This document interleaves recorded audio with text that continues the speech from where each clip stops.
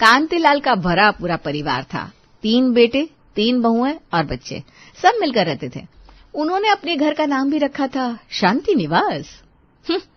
काहे का शांति निवास? जरा से कमरे हैं, एडजस्ट तो कोई हो नहीं पाता। ऊपर से आपकी मम्मी जब भी पापा जी आसपास आए तो वहां से हटने को बोल देती है। अरे इंसान कहाँ जाए? अरे ये तुम्हें आज क्या हो गया? कैसी बातें कर रही हो? आज की बात नहीं है, आप तो ऑफिस चले जाते हैं। पीछे से मुझे कितनी दिक्कत होती है मैं ही जानती हूँ। बच्चे भी तो बड़े हो रहे हैं।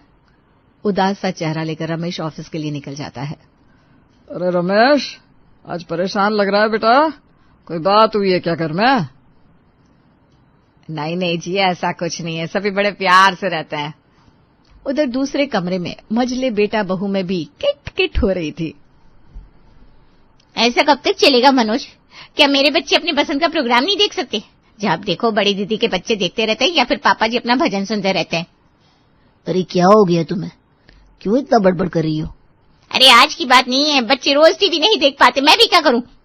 मनोज भी मुंह लटकाकर ऑफिस चला जाता है। क्या बात है, अपने दोनों बेटों में कुछ कहा सुनी हुई है क्या? आज दोनों ही प्रणाम करके नहीं गए। अरे आप इतना ज्यादा सोच रहे हो, ऑफिस की वजह से परेशान होंगे। आप भजन में ध्यान लगाओ। चलो। दोनों अपना पूजा पाठ में लग जाते हैं। इतनी देर में छोटी बहू कावेरी बड़बड़ करती हुई आती है। माँ जी, मैं जब कपड़े धोने बैठती हूँ पानी खत्म हो जाता है। अरे तो मोटर चला लो, पानी चढ़ जाएगा। माँ जी, लाइट ही नहीं आ रही, कितनी देर से इन्वर्टर पर घर चल रहा है, मोटर क्या चल पाएगी? ओह अच्छा, तो थोड़ी देर के बाद कर लेना। माँ जी वो तो ठीक है, पर सबको सोचना चाहिए ना, पहले घर के जरूरी काम खत्म हो, सब फालतू कामों में पानी बर्बाद कर देते हैं। क्या बोल रही हो? बर्बाद? किसने बर्बाद कर दिया? माँ जी मैं बोलूंगी तो सभी को बहुत बुरा लगेगा, पर सुनीता दीदी के बच्चे बड़े हैं। रोहन भैया ने आज अपनी बाइक कितनी देर तक धोई, सारा पानी खत्म हो गया। अच्छा, मैं देखती हूँ। कावेरी चली जाती है दूसरा काम करने के लिए। थोड़ी देर में शीला देखती है कि कोई किसी से बात ही नहीं कर रहा है। आज कुछ अजीब सी चुप्पी है घर में, पता नहीं तीनों में कुछ हुआ है क्या। मैं तो तुम्हें सुबह से कह रहा हूँ कि कुछ सन्नाटा सा है, आज घर में कुछ तो हुआ है। चलो रात के खाने में जब सब मिलेंगे तब बात कर लेंगे। रात के खाने पर कोई नहीं आता, सिर्फ शीला और कांतिलाल ही होते हैं। बाकी सब अपने अपने कमरों में खाना खा रहे होते हैं। मेरा तो कलेजा फटा जा रहा है कि हुआ क्या है। 1-2 दिन और चुप रहो, बस देखते हैं फिर। अगली सुबह बड़ी और सबसे छोटी बहू में तनातनी हो जाती है। कैसी बात कर रही हो कावेरी? तो और क्या बोलूं दीदी, आपको खुद को भी तो सोचना चाहिए। रोहन भैया के पास बाइक भी है। आज मेरे बच्चों ने इतने समय बाद बोला था कि उन्हें कहीं घूमना है। हमने शाम को घूमने का प्रोग्राम बनाया था। रोहन भैया अब फिर से कार ले गए। कार तो पापा जी की है ना, उस पर तो सभी का हक है। कावेरी, पिछले संडे रागिनी और मनोज भैया ले गए थे कार, तब मैंने तो कुछ नहीं कहा था। दीदी उनकी बात उनसे करिए, मुझे नहीं पता। मुझे ये पता है कि आज हमें जाना था, आज फिर से हमारे लिए कार नहीं है। और सुनिए, रोहन भैया को बोलिए अपनी बाइक पर इतना पानी बर्बाद ना किया करें। 2 दिन से मेरे कपड़े ही नहीं धुले, मतलब हम ही परेशान होते रहते हैं बस हर समय। घर में कुछ बचता ही नहीं हमारे लिए, और बाहर का सोचो तो वो भी नहीं जा सकते, जैसे कि हम बिल्कुल फालतू हैं। इतनी देर में रोहन कार लेकर आता है, वो सारी बातें सुन लेता है। अरे चाची आप बोल देते मुझे, और रही बात घूमने की, मैं घुमा कर लाता हूँ इनको। रोहन कावेरी के बच्चों को घुमाने ले जाता है, तब जाकर कावेरी का गुस्सा शांत होता है। क्या चक्कर है वे? बात पानी की परेशानी तक ही सीमित है या कोई और बात भी है?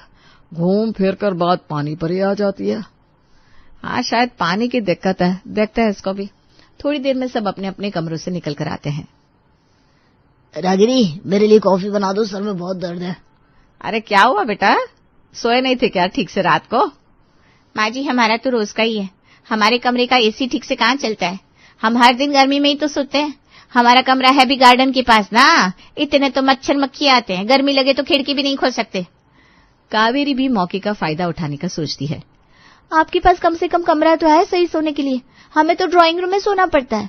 सबसे छोटे हैं ना हम, तो बस किसी को कोई मतलब ही नहीं। ऐसा नहीं है बहू। बस बस रहने दीजिए माँ जी, ऐसा ही है। 5 साल हो गए शादी को, पागल थोड़ी ना हूँ जो चीज समझ में नहीं आती। ये तो कुछ बोलेंगे नहीं। जब शादी करनी थी तब तो बहुत बड़ी बड़ी बातें की थी आप लोगों ने, कोई परेशानी नहीं होगी आपकी बेटी को, और यहाँ देखो नौकरों की तरह रहना पड़ता है। कावेरी तुम तो ऐसे बोल रही हो जैसे पता नहीं कितने जुल्म से आ रही हो। जब मेरी नई नई शादी हुई थी ना, हम भी ड्राइंग रूम में ही सोते थे। सालों बाद कोई कमरा बनवाया गया था। हाँ तो ठीक है, फिर हमारे लिए भी बनवा दो कमरे, क्या दिक्कत है? रागिनी कैसी बात कर रही हो, क्या हो गया? भैया वो सही कह रही है, मुझे भी चाहिए ढंग का कमरा। अरे पर अब इस प्लॉट में और कमरे कैसे बनेंगे? भैया वैसे बनवाना चाहे तो हो सकता है, सबकी एक एक मंजिल बन सकती है। कांतिलाल पेपर पढ़ते पढ़ते सब सुन रहे थे। कैसी बात कर रहे हो तुम लोग? मेरा पूरा बचपन इसी घर में बीता। हम तो 7 भाई थे, हमें तो कभी कोई तू मैं नहीं हुई। तब की बात और थी, तब आप लोगों के पास काम ही क्या होता था, सब खाली तो रहते थे। रागिनी कैसे बात कर रही हो तुम पापा से? मनोज तुम कुछ बोलोगे नहीं सर? भैया सही तो कह रही है, आपको तो सब मिल गया ना टाइम पर, अब परेशान तो हम हो रहा है। शीला जब देखती है कि बच्चों में गर्मा गर्मी बढ़ रही है तो वो सबको चुप करवाती है। क्या कहते हो, सब अलग अलग मंजिल बनवानी है? सब हाँ में सर हिला देते हैं। जल्दी ही सबके अपने अपने पोषण हो जाते हैं। चलो भाई, छुट्टी हुई रोज रोज की किटकिट से, आराम से टाइम पर सब काम हो जाता है, ना पानी कम पड़ता है, ना मच्छर मक्खी सताते हैं। हाँ खैर बात तो सही है। तुम्हारा सही है, जब मैं कुछ बोलती थी तो बुरा बहुत लगता था तुम्हें, अब जब सब हो गया तो अच्छा लग रहा है। अरे अलग अलग मंजिल मतलब रसोई भी अलग हो गई ना, इसको आम भाषा में घर टूटा कहते हैं। ऐसा कुछ नहीं है, घर एक ही है, बस जगह की कमी की वजह से मंजिल अलग हुई है। इतनी ही देर में रागिनी उन दोनों को बुलाने आती है। अरे चलो भाई, मैंने सबके लिए चाय बना ली है, मैं नीचे लेकर जा रही हूँ, तुम सुनीता दीदी को भी बुला लाओ। देखा तुमने, कोई लड़ाई नहीं है, बस थोड़ी बहुत दिक्कत थी, अब सही हो गई। थोड़ा दिन तो सब सही चलता रहा।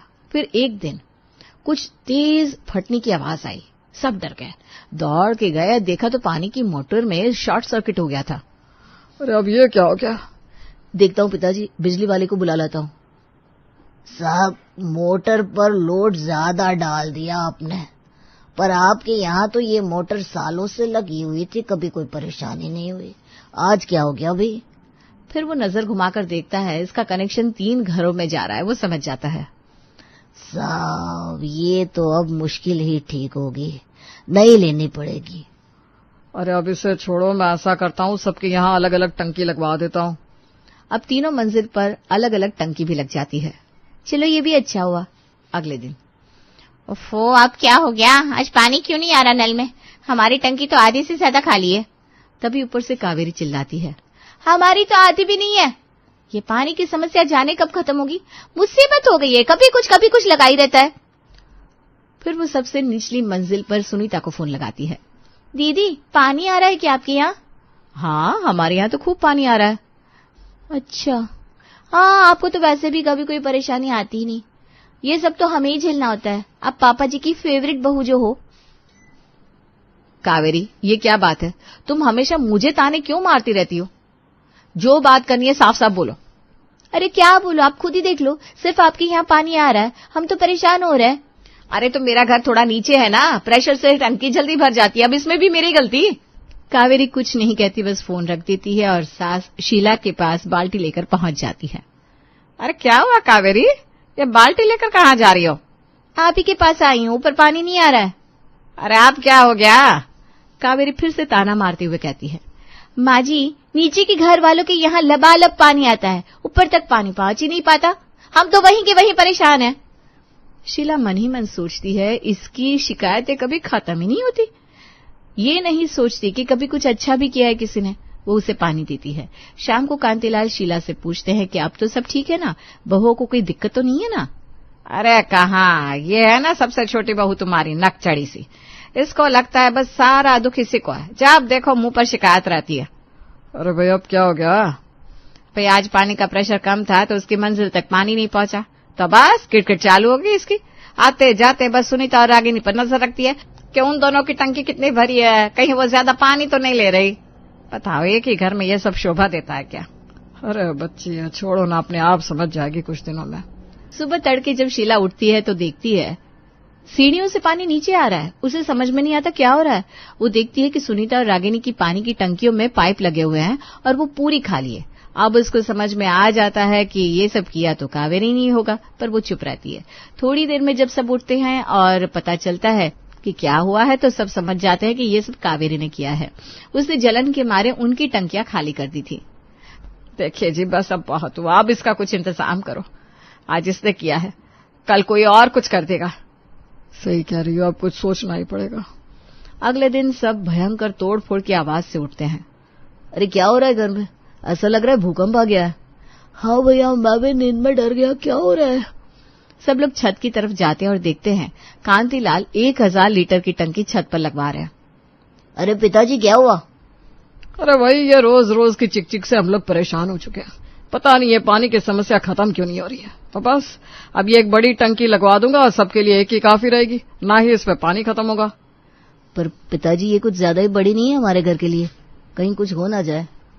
जो रोज रोज घर में हो रहा है ना, कम से कम वो तो नहीं होगा, बाकी का बाद में देख लेंगे। अब सब चुप हो जाते हैं क्योंकि तीनों को पता होता है कि कलेश इन तीनों की बीवियों ने ही फैलाया हुआ है। तीनों बड़ी खुश होती हैं। तीनों के यहाँ खूब भरपूर पानी आ रहा होता है, खूब तो कपड़े धुल रहे होते हैं और खूब कार, स्कूटर और बाइक धुल रही होती है। सब सुकून की नींद सो रहे होते हैं, पर एक दिन वही होता है जिसका डर था। आधी रात को भट की आवाज आती है और सारा घर पानी पानी हो जाता है। टंकी फट जाती है और पूरा घर ऐसा जलमग्न होता है जैसे कि बाढ़ आ गई हो। ये भगवान, यहाँ सबसे नीचे इतना पानी है तो ऊपर की मंजिलों पर कितना पानी होगा। वो भागकर ऊपर जाती है। वहां उसे कावेरी की दबी दबी आवाज आती है। अरे मैं यहाँ हूँ, अलमारी के ऊपर, कोई निकालो यहाँ से। हाँ हाँ बहू रुक, मैं करती हूँ, कुछ भी नहीं कहा है। माँ, मैं बाथरूम में हूँ, फंस गया हूँ। वो दोनों को निकालती है। पूरा घर पानी में डूब चुका था। शीला ऐसे में एक चुटकी लेती है। कावेरी, तुम्हें हर समय शिकायत रहती ना कि कपड़े नहीं धुले, कपड़े नहीं धुले। देखो आज एक ही बार में तुम्हारी पूरी अलमारी धुल गई। अरे मम्मी, आपको ऐसे में भी मजाक सूझ रहा है? अरे मैं तो बस ये कह रही थी कि भगवान ने कावेरी की सुन ली, कपड़े धुल गए इसके सारे के सारे। वो दबी दबी हंसी हंसने लगती है। फिर वो तीनों मिलकर जितना सामान बचा सकते थे बचा लेते हैं और रागिनी के पास जाते हैं। वो भी सर पकड़कर बैठी होती है। उसकी बालकनी के सारे पौधे उसके ड्राइंग रूम में तैर रहे थे। सब जगह मिट्टी मिट्टी हो जाती है। इतने प्यार से पौधे लाई थी मैं, घर सुंदर लगेगा, पर यहाँ तो सब मालिया मेड हो गया। अरे पौधों का रोना छोड़ो, नया फ्रिज और टीवी देखो, उनमें तो पानी ही नहीं चला गया ना कहीं। जब पूरे घर में बाढ़ आ गई है तो फ्रिज टीवी कैसे बच जाएंगे, उनमें भी पानी गया ही होगा। वो बात कर रहे थे तभी एक शॉर्ट सर्किट होता है। सारा इलेक्ट्रॉनिक सामान बेकार हो जाता है। वो लोग कुछ सामान बचाकर नीचे सुनीता के यहाँ रखने जाते हैं। उसके यहाँ थोड़ा कम नुकसान हुआ था क्योंकि नीचे आते आते पानी का बहाव कम हो गया था। यहाँ पर कावेरी फिर से चुटकी लेती है। दीदी, रोहन भैया को बोलिए ना बाइक धो ले अपनी, वैसे भी सारा दिन बाइक धोते रहते हैं ना। ओहो कावेरी, बस भी करो अब। इतना पानी पानी किया, हम सबने घर में बाढ़ ही आ गई, कम से कम अब तो चुप हो जा। सब लोग अपना बचा हुआ सामान लेकर नीचे वाले घर में ही आ जाते हैं। वहां कांतिलाल भी वाइपर से पानी निकाल रहे होते। तीनों बहुएं अपना सामान साइड में रखकर उनकी मदद करवाने लगती है। बोलो भाई, अब क्या करना है? ऊपर वाले घर तो रहने लायक रहे नहीं, अब फ्लैटों में जाना है क्या? नहीं नहीं पिताजी, मेरा बस का नहीं है फ्लैट में रहना, मैं तो यहीं रहूंगा। मनोज और विनय भी हाँ बोलते हैं। देख लो, फिर यहाँ कुछ ना कुछ लगा रहता है। बहुओं से बात कर लो कि कैसे काम होगा। अब और चिक चिक नहीं चाहिए मुझे, जितना हो सकता था मैंने किया। भाई तुम तीनों थोड़ा प्लान करके काम करना चालू करो ना। एक कपड़े धो रहा है तो दूसरा मत धो उस दिन, इतनी सी तो बात है। हाँ भैया, इतनी सी तो बात है, हम कर लेंगे एडजस्ट। ओहो, तो ये अकल पहले नहीं आई? इतना सब झमेला होता ही नहीं। अब ठीक है ना, जो हो गया सो हो गया, बस करो अब। फिर क्या था, सब अपना अपना सामान संभालते हैं और अपने अपने कमरों की सफाई करने लगते हैं। थोड़ी देर में रोहन आता है और बाइक धोने लगता है। सब उसे और कावेरी को देख देख कर हंसने लगते हैं और बेचारे रोहन को समझ में नहीं आता कि क्या हो रहा है। बड़ी बहू, हम कह रहे हैं कि सुबह के 9 बज गए, अब बिस्तर का मुंह छूट गया हो तो कमरे से बाहर आ जाओ। तुम्हारी इस लेट लतीफी की आदत से हम बहुत परेशान हैं बहू। हम बता रहे हैं अपनी आदतों में सुधार लाओ, वरना तुम्हें छुट्टी देकर तुम्हारे मायके भेज दूंगी मैं। अरे माँ जी, क्या हो गया? क्यों सुबह सुबह शोर मचा देती हैं आप? अगर कुछ काम था तो शालिनी है ना रसोई में, उससे कह दिया होता आपने। ऐसा भी क्या काम है जिसके लिए आपको सिर्फ और सिर्फ मेरी जरूरत होती है? बहू, घर में काम हो या ना हो, लेकिन ये कौन सा तरीका है कि तुम 9 बजे तक अपने कमरे में बैठी हुई हो? मैं कहती हूँ, उस शालिनी ने क्या ठेका ले रखा है पूरे घर का काम अकेले करने का? तुम्हें शर्म नहीं आती? तुम जिठानी हो, घर की सारी जिम्मेदारियां पहले तुम्हारी है और बाद में तुम्हारी देवरानी की। माँ जी, ये जिम्मेदारियों का पाठ मुझे मत पढ़ाइए। मैं कोई 4 दिन पहले ही डोली से नहीं उतरी हूँ। आपको और आपके परिवार की जिम्मेदारियों को बहुत अच्छे से समझती हूँ। मैं कमरे में सो नहीं रही थी बल्कि पूजा कर रही थी। अब आपको मेरे पूजा पाठ से भी दिक्कत हो तो बता दीजिए, मैं कल से वो भी करना बंद कर देती हूँ। क्या कहा? पूजा कर रही थी? मुझे तो ऐसा लग रहा है कि तू अभी तक नहाई भी नहीं है। और ये कमरा बंद करके कौन सी पूजा हो रही थी भाई, हम भी तो जाने। माँ जी, आप ना बिल्कुल बात का बतंगड़ बनाने पर आ जाती हैं। कमरा बंद इसलिए रखा था क्योंकि बच्चे बार बार कमरे में आकर डिस्टर्ब करते हैं, और मैं सवेरे 6 बजे उठकर नहा चुकी हूँ। वो तो मैंने सोचा जल्दी जल्दी माला कर लेती हूँ, इसलिए कमरा बंद करके ध्यान में बैठी हुई थी। लेकिन इस घर में किसी को कहाँ बर्दाश्त है कि बहू 2 घड़ी भजन कीर्तन में ध्यान लगा ले। यहाँ तो बस काम का ही रोना मचा रहता है। अच्छा ठीक है, ज़्यादा मत बोल। मुझे नहीं पता था तू पूजा कर रही है। आराम से अपनी पूजा ख़त्म कर ले, तब बाहर आना और आकर 1 कप गर्मा गर्म चाय बना देना। सास के जाने के बाद बहू एक बार फिर से दरवाज़ा बंद कर लेती है। हाँ, वो तो शुक्र है भगवान का, सही समय पर मुझे ये पूजा वाला आइडिया आ गया, वरना आज तो माँ जी पूरी तैयारी से आई थी। ये पूजा पाठ वाला बहाना ऐसा है कि इसके लपेट में अच्छे अच्छे लोग आ जाते हैं। अब इससे पहले कि माँ जी को सब कुछ पता चले, मैं फटाफट से नहाकर उनके लिए चाय बना देती हूँ। ये है सुमन जी की बड़ी बहू पावनी, जो 1 नंबर की आलसी और कामचोर है।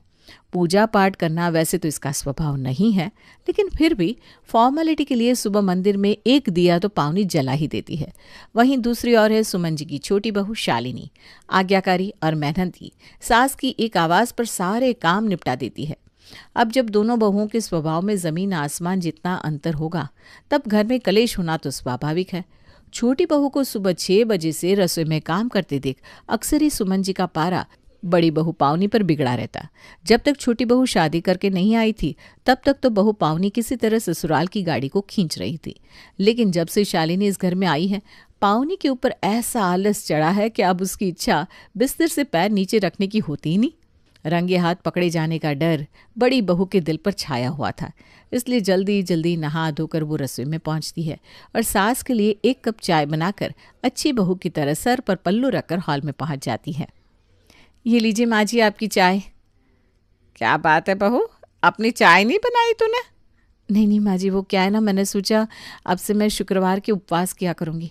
मैंने कल ही एक किताब में पढ़ा था, उपवास करने से मन और आत्मा की शुद्धि होती है, परिवार में सुख शांति बनी रहती है। आप ही तो कहती हैं ना मैं घर की बड़ी बहू हूँ तो मुझ पर जिम्मेदारियाँ ज़्यादा है। अब आप ही बताइए, इस घर की सुख शांति की जिम्मेदारी मुझसे ज़्यादा और किसके ऊपर होगी? अरे वाह बड़ी बहू, भाई किसकी संगत में रह रही हो तुम आजकल? देख रही हूँ धीरे धीरे बदलाव आ रहा है तुम्हारे अंदर।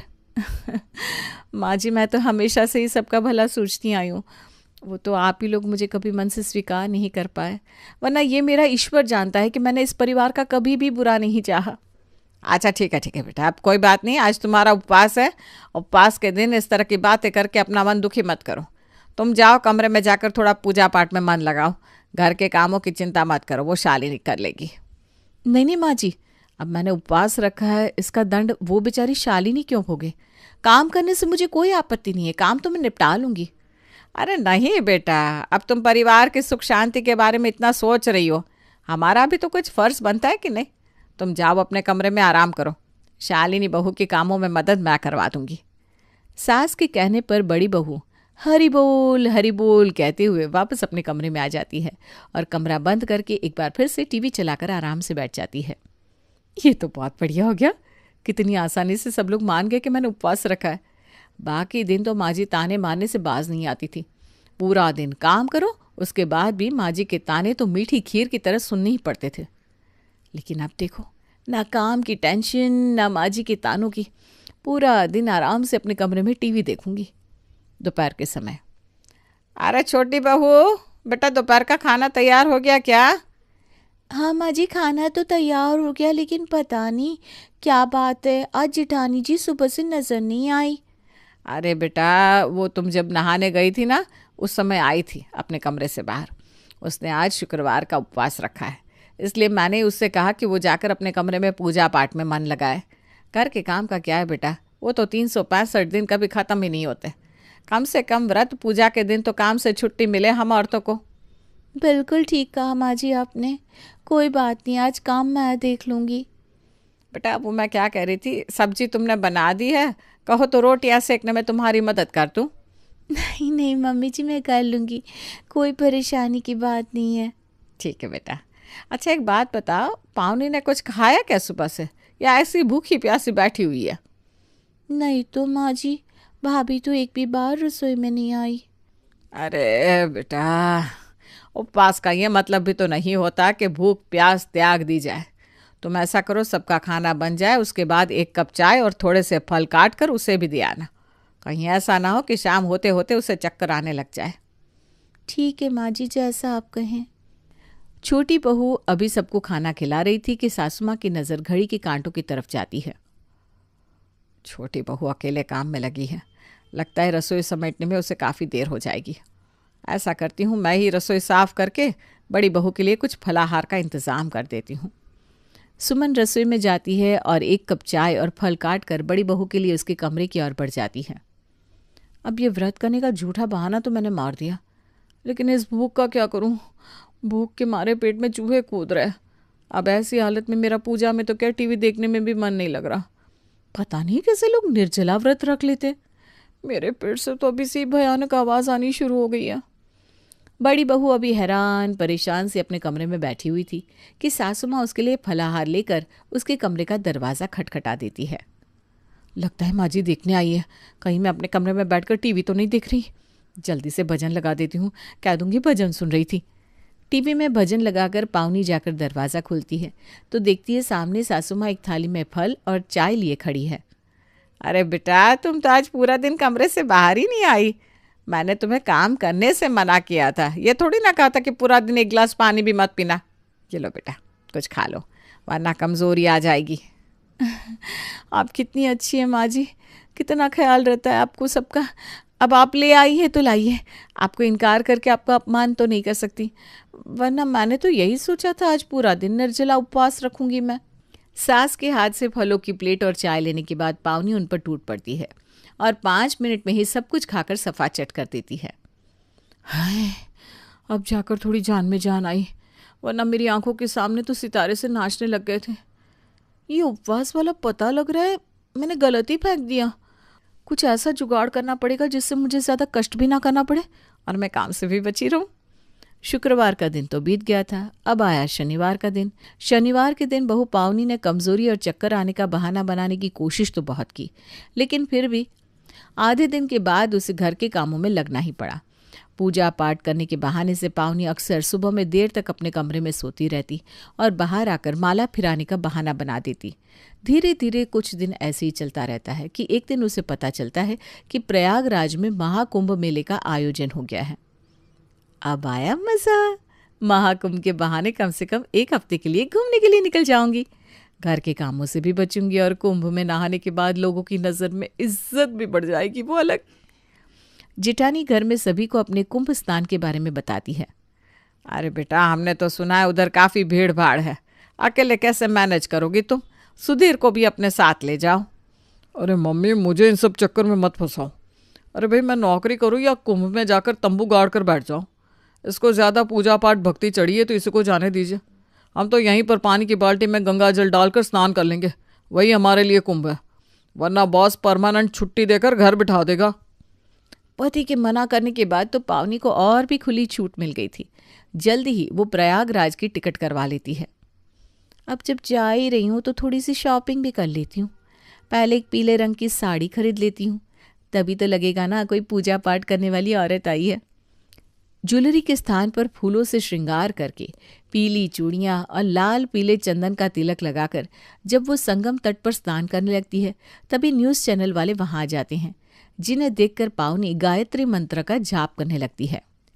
अपने शो में आज हम आपको दिखाएंगे कि कुंभ के घाट पर कैसे एक से बढ़कर एक साधु और साध्वी आए हुए हैं। इसी कड़ी में आज हम आपको मिलवाते हैं एक खूबसूरत साध्वी से, जो अभी गंगा जी में डुबकी लगाकर आई हैं। तो साध्वी जी, हमारे दर्शकों को बताइए आपका नाम क्या है? जी, मेरा नाम पावनी है। अरे वाह, लग रहा है आपके माता पिता ने काफी सोच समझ कर आपका नाम रखा है। बस एक बात बताइए, ये साध्वी बनने का ख्याल आपके मन में कैसे आया, और क्या आपका विवाह हो चुका है? क्योंकि आपने मांग में सिंदूर भी भरा हुआ है। साध्वी? मैंने कब कहा कि मैं साध्वी हूँ? लेकिन कैमरा और माइक लेकर खड़े हैं ये लोग। अब अगर मैंने सच बोल दिया तो फेमस होने का ये मौका हाथ से निकल जाएगा। जी बिल्कुल। दरअसल शादी तो घर वालों ने कच्ची उम्र में ही करवा दी थी। उस समय भगवान, भक्ति, विवाह इन सब विषयों की जानकारी ही कहाँ थी। शादी के कुछ सालों बाद अचानक मुझे यथार्थ का एहसास हुआ और समझ में आया कि हर यात्रा का अंत ईश्वर तक पहुंचकर ही समाप्त होगा। जरूरी नहीं कि ईश्वर तक पहुंचने के लिए संन्यास लिया जाए। हर मार्ग जाकर ईश्वर की तरफ ही खुलता है। इसलिए मैंने अपनी गृहस्थी को संभालते हुए ईश्वर की ओर जाने का निर्णय ले लिया। आप देख सकते हैं, अपने परिवार की जिम्मेदारियों को पीछे छोड़कर यहाँ मैं अपने धर्म का कर्तव्य पूरा करने आई हूँ और यहाँ डुबकी लगाने के बाद एक बार फिर से अपने कर्म यानी कि गृहस्थी में लग जाऊंगी। साध्वी जी, बहुत उच्च विचार है आपके। सत्य का आभास तो इंसान को जीवन के किसी भी चरण में हो सकता है, लेकिन अपने जिम्मेदारियों से भाग जाना धर्म नहीं है। धर्म वो है कि आप अपनी जिम्मेदारियों को निभाते हुए ईश्वर तक पहुंचने का रास्ता बनाएं। वाह वाह, बहुत गहरी बात कही आपने।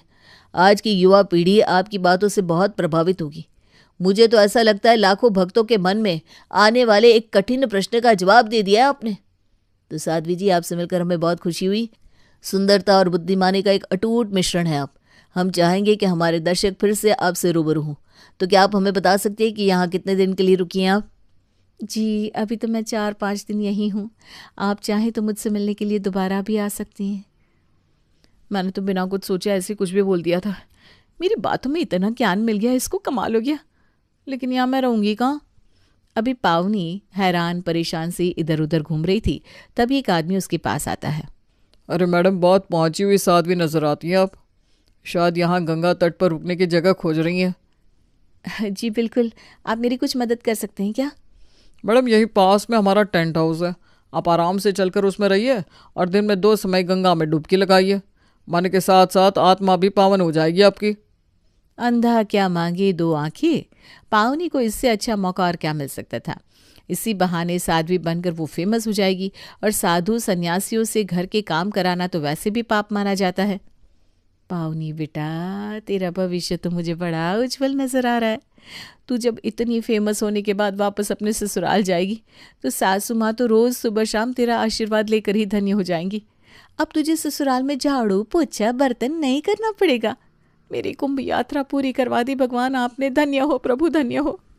संजू रिपोर्टर की तरह देखा देखी कुछ यूट्यूबर और ब्लॉगर भी आकर अब बारी बारी से पावनी का इंटरव्यू लेकर अपने सोशल मीडिया पेज पर डालने लगे थे।